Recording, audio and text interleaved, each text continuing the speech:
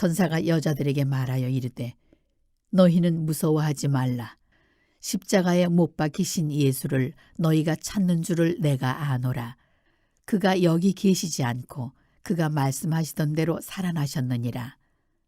와서 그가 누우셨던 곳을 보라. 오늘 우리 호산나 찬양대에 힘이 있고 또 무엇보다 부활의 능력을 체험할 수 있는 놀라운 찬양 너무너무 감사하고요. 주님께서 영광 받으셨는 줄로 믿습니다. 오늘 우리 어린아이에서부터 어른에 이르기까지 우리 갈릴리교회 모든 성도들이 연합으로 주님의 부활을 찬양하는 그런 부활절 아침입니다.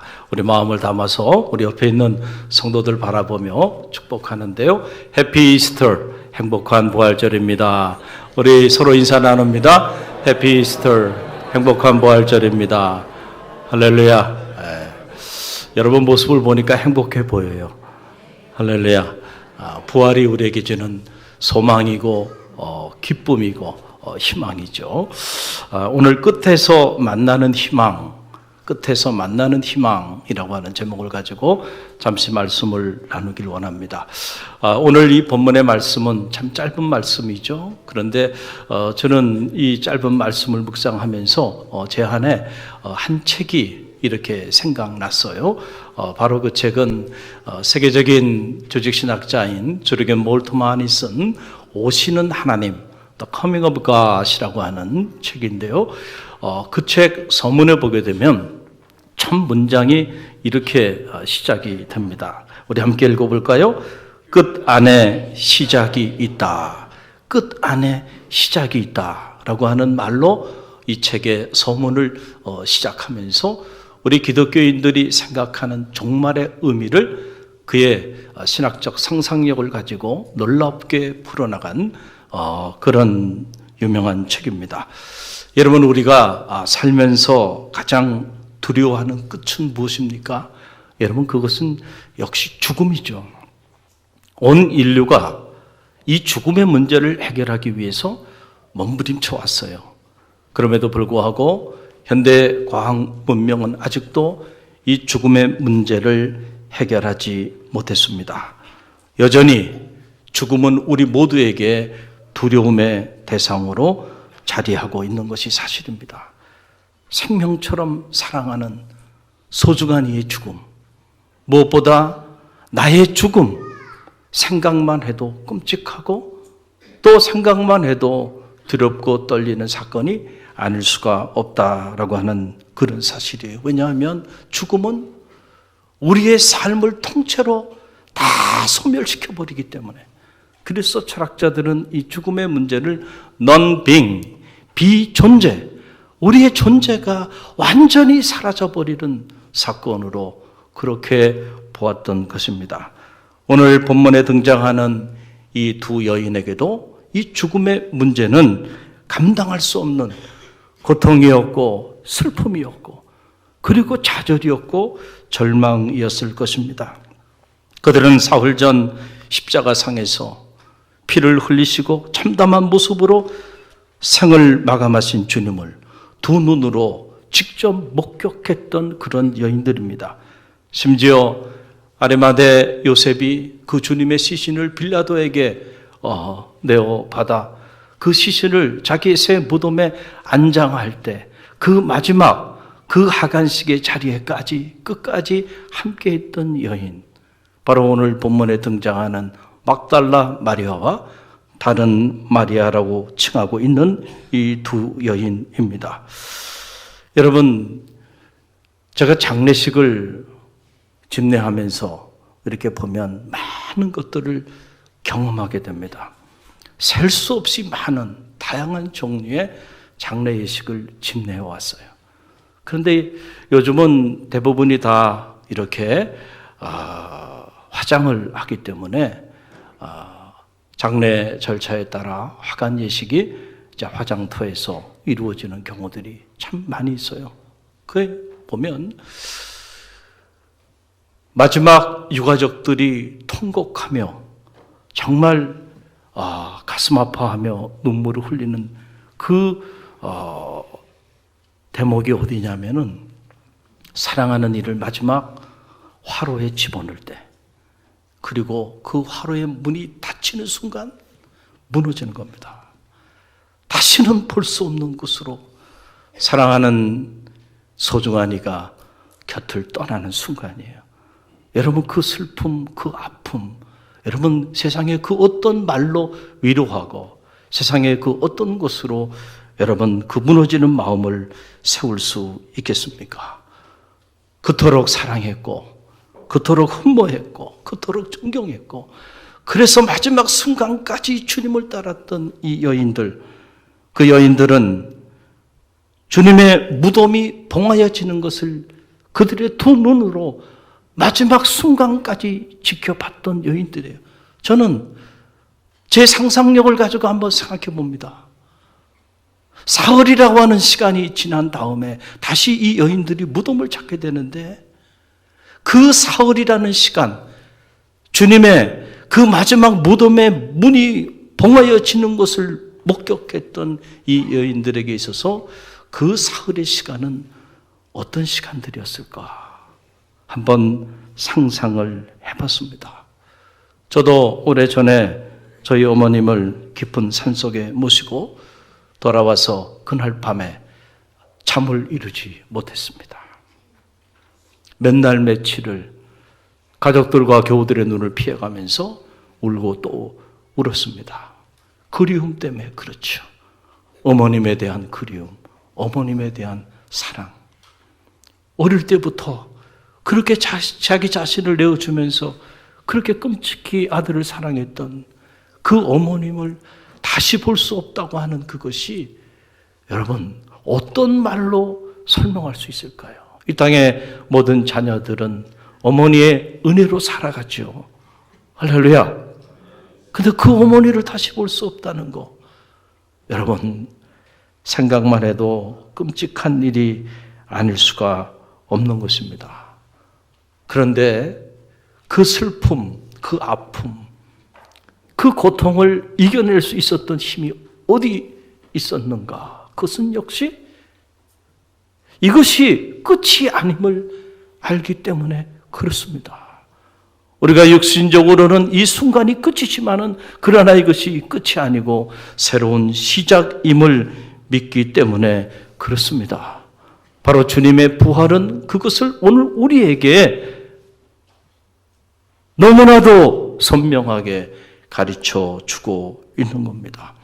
사흘이 지난 후 안식 후 첫날 이 막달라 마리아와 이 다른 마리아가 주님의 무덤을 찾았습니다. 그런데 그때 천사의 소리가 들려와요. 여자여, 무서워하지 말라. 십자가에 달리시고 운명하신 그 일을 너희가 지금 찾고 있는데 지금 그가 여기 계시지 않다는 거예요. 그가 너희에게 말씀하여 주신 그대로 살아나셨다. 그가 누웠던 곳에 와서 그 누운 자리를 보라 라고 하는 천사의 음성이 이 두 여인에게 들려왔습니다. 끝에서 만난 한 줄기 새로운 희망이죠. 죽었는 줄 알았는데, 다 끝났는 줄 알았는데, 그래서 절망하고, 그래서 슬퍼하고, 그래서 삶이 통째로 무너져 내렸는데, 그런데 그가 다시 살아나셨다는 거예요. 여러분, 이 소식보다 더 기쁜 소식이 어디 있겠어요? 할렐루야. 여러분, 우리 그리스도인들에게 있어서 끝은 끝이 아님을 여러분 꼭 기억하시길 바랍니다. 왜냐하면 주님의 이 부활이 오늘 우리에게 새로운 시작을, 끝에서 시작되는 새로운 시작을 우리에게 알려주셨기 때문에 그렇습니다. 부활은 슬픔이 변해서 기쁨이 되는 사건이고, 눈물이 변해 춤이 되고, 죽음이 변해서 새로운 생명을 노래하는 이런 감격적인 사건임을 우리는 꼭 기억해야 합니다. 저는 해마다 주님의 부활을 제 온몸으로 경험합니다. 여러분 한번 보세요.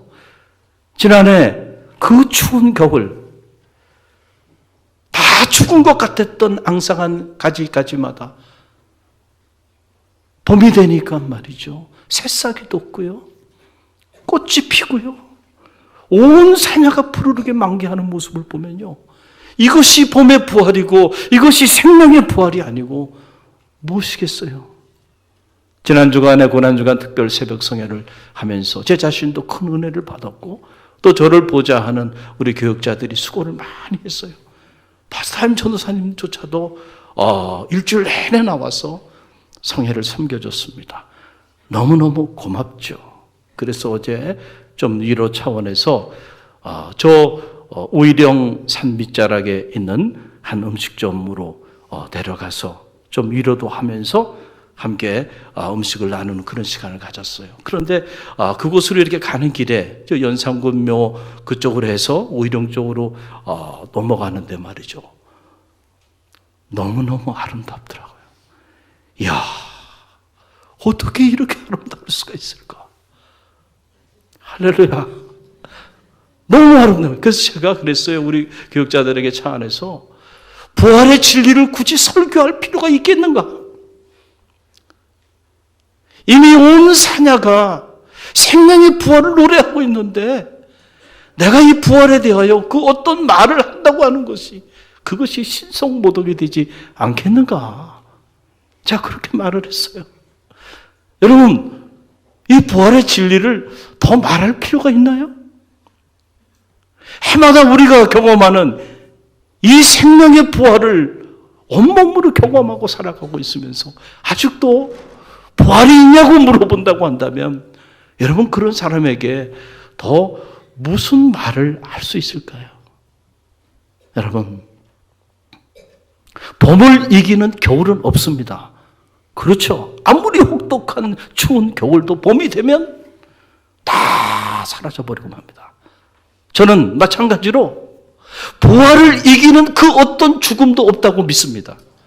아멘입니까? 우리 갈릴리 교회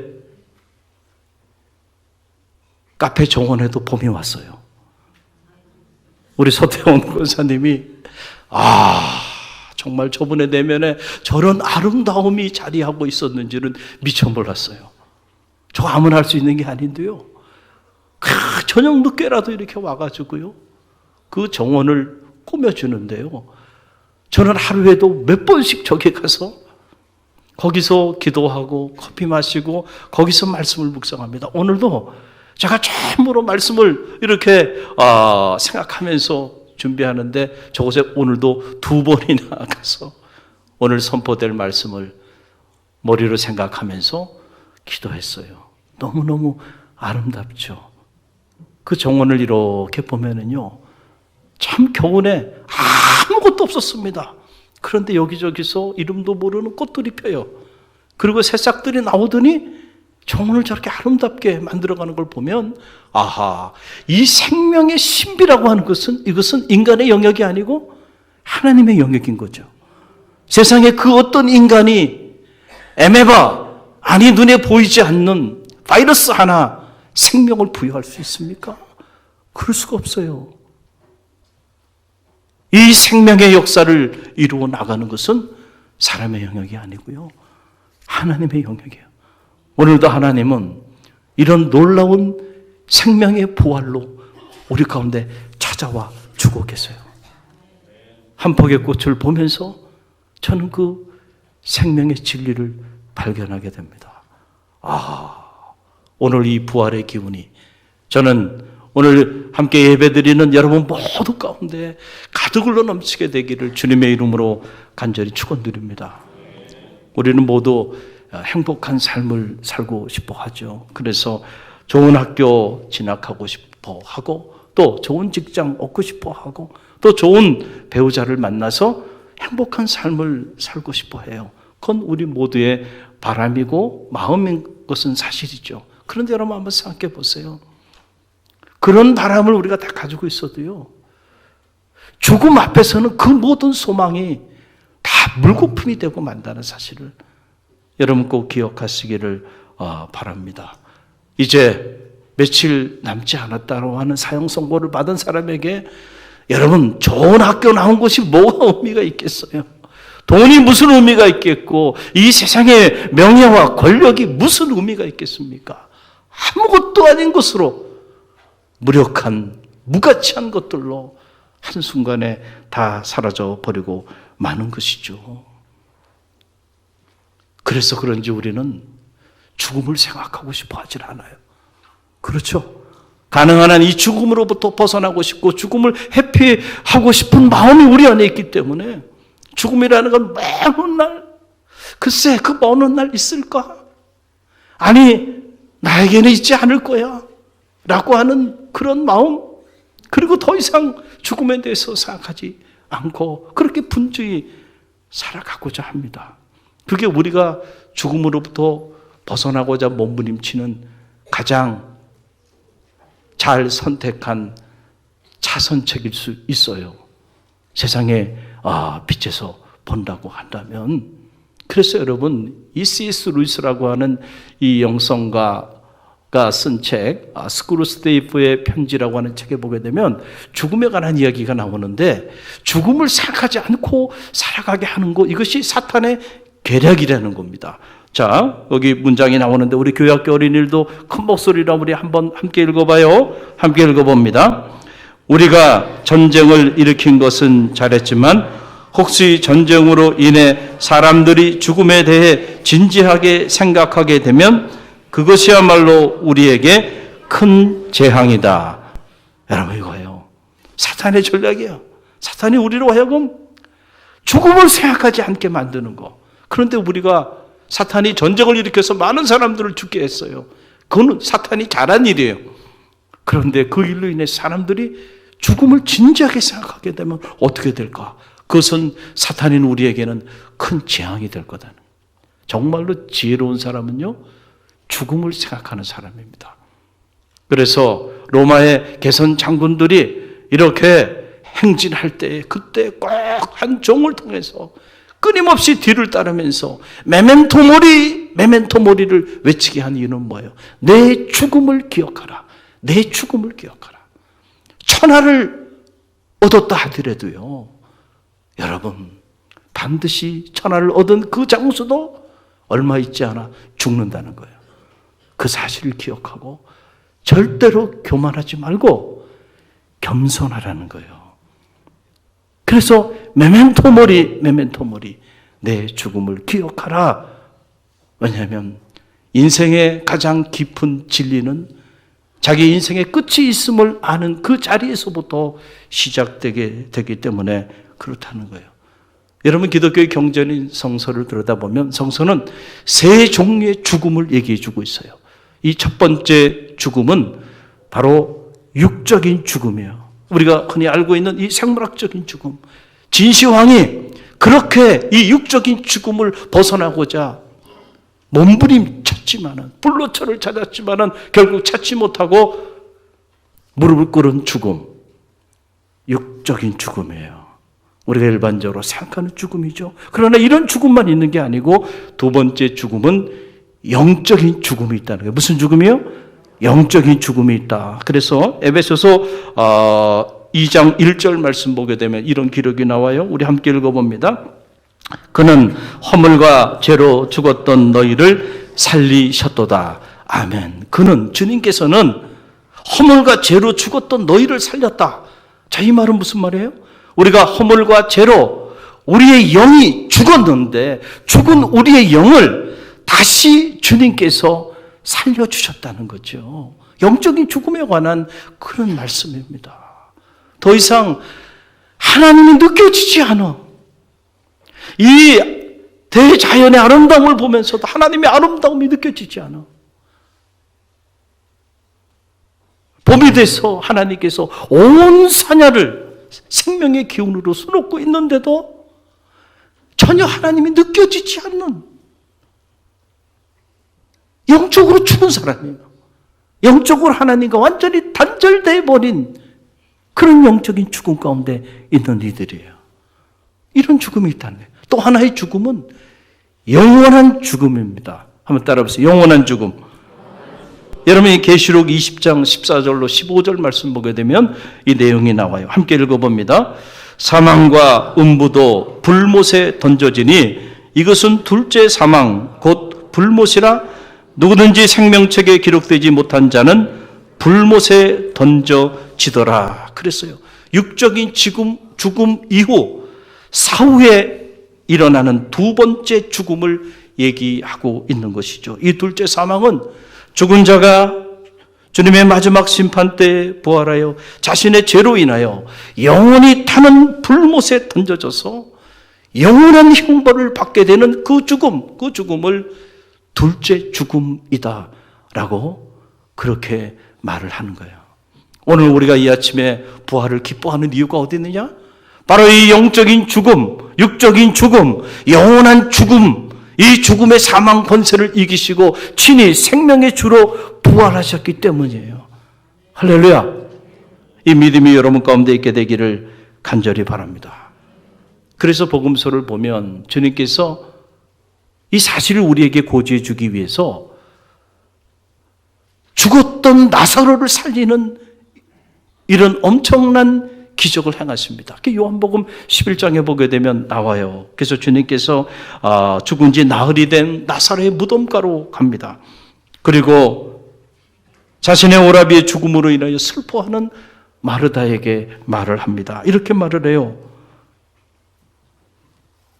무덤에 돌을 옮겨 놓으라는 거예요. 그랬더니 마르다가 주님께 하는 말이 주님 벌써 죽은 지 나흘이 되나이다. 시신의 냄새가 나나이다. 이게 무슨 말이에요? 이제 다 끝났습니다. 그만하시죠. 라고 하는 그런 얘기예요. 자, 그때 주님께서 마르다에게 말합니다. 내 말을 내가 믿으면 하나님의 영광을 보리라고 내가 너에게 그렇게 말하지 않았느냐? 그 주님의 책망을 듣고는 마르다가 방금 전에 주님과 대화했던 주님의 말씀이 생각났어요. 여러분 그 말씀이 어떤 말씀입니까? 바로 요한복음 11장 25절로 27절인데요. 자, 우리 교학교 어린이들도 우리 함께 읽어봅니다. 요한복음 11장 25절로 27절. 예수께서 이르시되 나는 부활이요 생명이니 나를 믿는 자는 죽어도 살겠고 무릇 살아서 나를 믿는 자는 영원히 죽지 아니하리니 이것을 내가 믿느냐? 이르되 주여 그러하여다. 주는 그리스도시요 세상에 오시는 하나님의 아들이신 줄 내가 믿나이다. 아멘. 나는 부활이요 생명이니 나를 믿는 자는 죽어도 살겠고 살아서 나를 믿는 자는 영원히 죽지 아니하리라. 이것을 내가 믿느냐? 마르다에게 그 무덤가에 가기 전에 주님께서 마르다에게 물었어요. 그럴 때 마르다가 예, 제가 믿나이다. 주는 그리스도시요 살아계신 하나님의 아들임을 믿습니다. 그렇게 말했던 마르다가 정작 나사로의 죽음 앞에 그 현실 앞에 가서 그 무덤에 돌을 옮겨 놓으라고 하니까 죽은 지 나흘이 되었나이다. 냄새가 나나이다. 방금 전에 고백했던 이 마르다의 믿음의 고백이 자기 삶의 현실에 봉착하게 될 때는 한순간에 사라져버리고 만 거예요. 그래서 주님께서 안타까웠어요. 내 말을 내가 믿으면 하나님의 영광을 보리라고 하지 않았느냐? 그리고 야단을 치신 거예요. 그제서야 마르다가 주님께서 자신에게 하셨던 말씀이 생각나서 그가 나사로의 돌 무덤을 옮겨 놓습니다. 그리고 큰 소리로 나사로야 나와라 얘기합니다. 자, 우리 교회학교 어린이들 한번 해봐요. 해보는데 누가 가장 큰 목소리를 하는지 목사님이 한번 좀 보려고 그래요. 나사로야 나와라 하는데 가장 큰 목소리로 한번 외쳐봅니다. 시작. 나사로야. 할렐루야. 박수 한번 쳐요. 박수. 야, 우리 교회학교 어린이들 대단해요. 나사로야 나와라. 그러니까 죽었던 나사로가 나흘이 돼서 시신에 냄새가 났다 그랬는데 그 죽었던 나사로가 부활하여 다시 살아나서 나오게 되는 이런 엄청난 사건이 일어나게 됐어요. 여러분, 이 사건은 단지 육적인 죽음의 부활만을 의미하는 것이 아니고 영적인 죽음, 영원한 죽음, 이 모든 종류의 이 세 가지 종류의 죽음을 이기시고 새로운 생명의 주로 부활하실 주님을 예고하여 주신 놀라운 사건임을 여러분 꼭 기억하시기를 간절히 바랍니다. 여러분, 십자가는 끝이고 죽음이죠. 그러나 부활은 생명이고 새로운 시작입니다. 그래서 그리스도 안에서는 끝난 것이 아니다는 거예요. 십자가는 모든 종류의 죽음을 죽인 사건이고 모든 종류의 끝을 끝내버린 사건이기 때문에 예수 그리스도 안에 있는 우리에게는 더 이상 끝이 없고 죽음이 없다는 거예요. 이걸 우리가 영생이라고 말하는 거예요. 이것이 바로 복음이 갖는 능력이죠. 복음의 담지자로 살아가는 우리 모두에게는 더 이상 끝도 없고 더 이상 죽음도 없는 영원한 삶이 우리 가운데 주어진 거예요. 이것을 우리는 구원받은 성도의 삶이라고 그렇게 말을 하는 거예요. 그래서 이 예수 그리스도의 이 부활의 복음 안에서 세상을 떠나는 이들 복되도다. 성서는 그렇게 말하는 거예요. 그리스도 안에서 죽은 자가 복이 있다. 왜냐하면 그 죽음이 끝이 아니고 죽은 자가 다시 살아날 것이기 때문에 생명의 부활로 다시는 사망이 없고 다시는 눈물이 없고 다시는 고통이 없는 영원한 하나님 품에서 새롭게 안식하게 될 것이기 때문에 그렇습니다. 사랑하는 성도 여러분, 저는 바라기는 여러분 모두가 부활의 신앙을 소유한 성도들이 되시기를 간절히 바랍니다. 어떤 종류의 죽음도 여러분 앞을 가로막을 수 없다고 하는 사실을 기억하고요. 오늘 여러분이 어떤 삶의 자리에 놓여 있든지 간에 이 부활의 신앙으로 담대하시기를 바랍니다. 우리는 결코 죽음 앞에 두려워 떨거나 우리 인생의 이런저런 크고 작은 환난과 문제와 고통 앞에서 좌절하고 절망할 수 없는 부활의 신앙을 가진 하나님의 사람들임을 꼭 기억하시고 이 부활의 신앙으로 날마다 승리하는 주님의 자녀들이 다 되시기를 주님의 이름으로 간절히 축원드립니다. 우리 함께 기도합니다.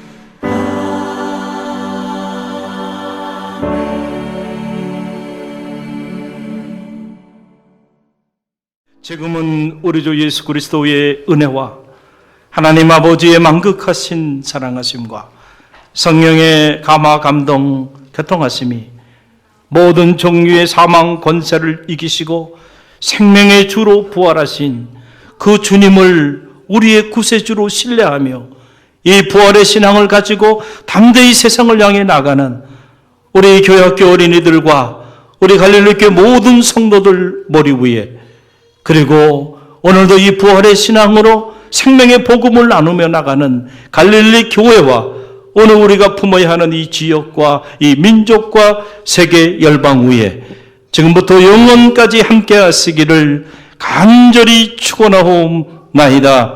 아멘.